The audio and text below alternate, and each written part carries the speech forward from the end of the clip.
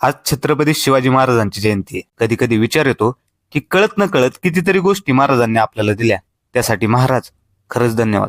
धन्यवाद की तुम्ही शिकवलं की सुरुवात कितीही छोटी असली तरी शेवट नक्कीच मोठा करता येऊ शकतो. धन्यवाद महाराज हे शिकवण्यासाठी की स्वतःमध्ये आत्मविश्वास असलेला माणूस अख्खी परिस्थिती जरी आपल्या विरोधात असली तरी आपल्या कर्तृत्वानं ती नक्कीच तो आपल्या बाजूने बदलू शकतो. धन्यवाद महाराज हे शिकवण्यासाठी की कष्टाने कमावलेलं सगळं एका झटक्यात जरी गेलं तरी खचून न जाता दुपटीने ते परत मिळवता येऊ शकतं. अहो, त्या मोगलांच्या खानदानात कुणी त्यांच्या गादीला पाठ दाखवून फिरलं नव्हतं. पण आयुष्यात आम्हाला आपला स्वाभिमान किती महत्वाचा असतो हे शिकवण्यासाठी धन्यवाद.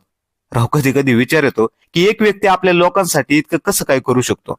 चांगलं पद प्रतिष्ठा असून स्वतःचं आयुष्य आरामात काढता येत असतानाही फक्त आपल्या माणसांसाठी सगळी परिस्थिती सगळे फॅक्ट्स आपल्या विरुद्ध असतानाही एक माणूस असा काही उभा राहतो की सगळा इतिहासच बदलून टाकतो.